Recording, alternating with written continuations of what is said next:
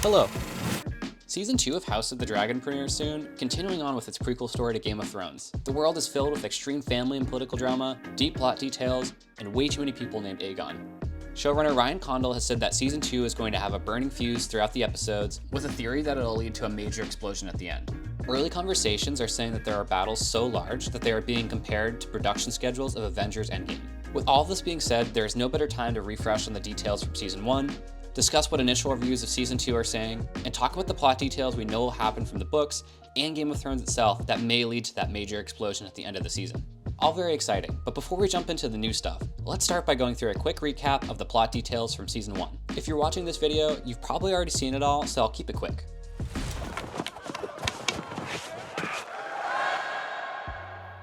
The plot begins 200 years prior to Game of Thrones and the events leading to the war known as the Dance of the Dragons. King Viserys Targaryen has no male heir, so he names his daughter Rhaenyra Targaryen to be his heir, which sparks controversy with divided opinions throughout the realm. Soon after, Viserys remarries to Lady Alicent Hightower, daughter of Hand of the King Otto Hightower, a calculated political decision orchestrated by Otto. Viserys and Alicent have some children, including his firstborn son Aegon. Meanwhile, Viserys' brother, Daemon Targaryen, returns after securing a victory in the Stepstones, hoping to gain support despite his troubled past with the family. Viserys develops a debilitating illness. Meanwhile, Daemon and Rhaenyra almost come together, but Daemon can't bring himself to it, so he leaves and eventually marries Rhaena Velaryon. The night Daemon leaves, Rhaenyra has a brief affair with Criston Cole. It doesn't work out. She is wed to Sir Laenor Velaryon, and Criston Cole did not take it so well. After this, we jump forward a few years. Rhaenyra now has children, but their legitimacy is questioned as they look oddly like Harwin Strong, and because Laenor spends a suspicious amount of time around his friend Carl. Viserys' condition has worsened a little bit, and that is a nice way of saying it. Daemon's wife Laena dies, Aemon loses an eye to Lucerys, but gains a dragon, and Rhaenyra gives Laenor an out to be with Carl by faking his death, which also allows her to marry Daemon to strengthen their positions and their house. The succession of Driftmark becomes contentious when Lord Corlys Velaryon is injured. Everyone gathers at King's Landing to discuss succession plans. Before the hearing, Rhaenyra asks Viserys privately about the prophecy of the prince that was promised, a dream from Aegon the Conqueror, to help reaffirm that she would be able to leave the realm from impending threats after his passing. This conversation was put to a quick halt as Viserys' condition has worsened and he needed some rest. Meanwhile, the confirmation began to determine the rightful heir to Driftmark, with some differing opinions, as Lucerys is technically the heir, but still looks oddly like Harwin Strong more than Laenor Velaryon. After some debate, a visit from the king, and some name-calling, the matter is quickly resolved. So after all that, Lucerys is named heir to Driftmark. Viserys goes back to bed as he is having a very bad time. In a state of delusion, he goes to finish his conversation with Rhaenyra that he was having earlier. However, he doesn't realize he is actually talking to Alicent. While he is actually saying that Rhaenyra is the chosen one in Aegon the Conqueror's prophecy to protect the realm from the end of the world in the Great Winter, Alicent interprets that Viserys' dying wish is for his son Aegon II to succeed him.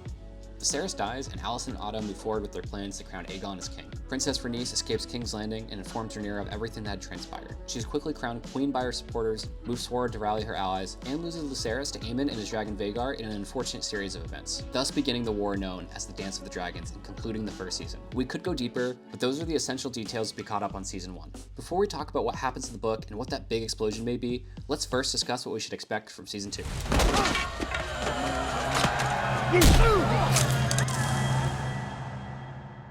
Since Season 1 has laid the foundation and kicked off the Dance of the Dragons, Season 2 will pick up right where we left off with both factions of the Greens and the Blacks preparing for war.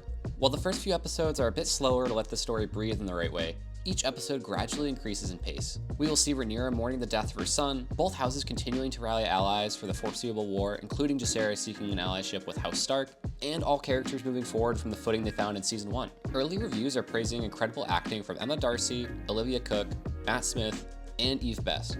However, the performance that is praised the most is Tom Glencarny as King Aegon. Since we only got to see a few episodes of him in Season 1, Season 2 allows Aegon to really flesh out his character and share the weight that his responsibility as king puts on him. Others have noted that he is an easily hateable king, often acting like a child, craving attention, and is compared as quite similar to King Joffrey Baratheon. Past the first 4 episodes that may be more story-driven, there are heavy talks in the reviews about 2 extremely large battles in Season 2 that give us an idea of what the big explosion may be. In an interview, Ryan Condal shared the following: "We can fit 2 Avengers films inside of our shoot schedule.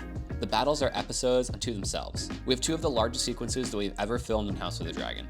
Both of them outstrip anything that we did in season 1. They are episodes within episodes. With that being said, it's interesting to think about how these battles will align with the story told in the books. In reviews, it is said that there are changes throughout the season from the books, with most of them working, but some of them falling a little bit short. I think it's important to take this with a grain of salt, as differences in adaptations are normal and can be part of a longer play for the story itself.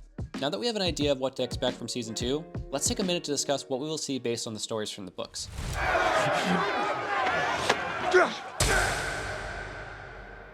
We could dive really deep on what happens in the book for the future, however, I'll focus on 3 main events that we will most likely see in season 2. The number 1 event that has been foreshadowed and even confirmed by production is Blood and Cheese. In retaliation to the death of Lucerys, Daemon hires 2 assassins, Blood, a former Kingsguard, and Cheese, a rat catcher. These 2 enter the Red Keep through a secret passage where they capture King Aegon's wife and their children. They force Olenna to choose which one of her sons will die. When she selects the younger son to die, they actually kill the eldest instead. While this horrifying scene may differ from the books, interviews with the cast and crew share that the scene is truly horrific and that viewers should take the worst outcome imaginable and double it. Outside of this event to be expected from the books, the other 2 are the battles. It is pretty much confirmed that one of them will be the Battle of Rook's Rest, a major battle between the 2 factions in the Crown Lands where there are a lot of casualties, a lot of dragons, and the death of Rhaenys and her dragon. Following that, it is unconfirmed what the other battle will be. There are rumors that it will either be the Battle of the Gullet or the Battle of the Red Fork. Out of these 2 battles, most believe it to be the Red Fork due to the Lannisters marching in the Riverlands in the trailers. We could talk even further past these battles, but that would probably move us into season 3 and beyond. While there is a lot more we could theorize on, what are your thoughts on season 2? What scenes do you think will be similar to the book, and what changes will we see? Let me know your thoughts in the comments below. Peace.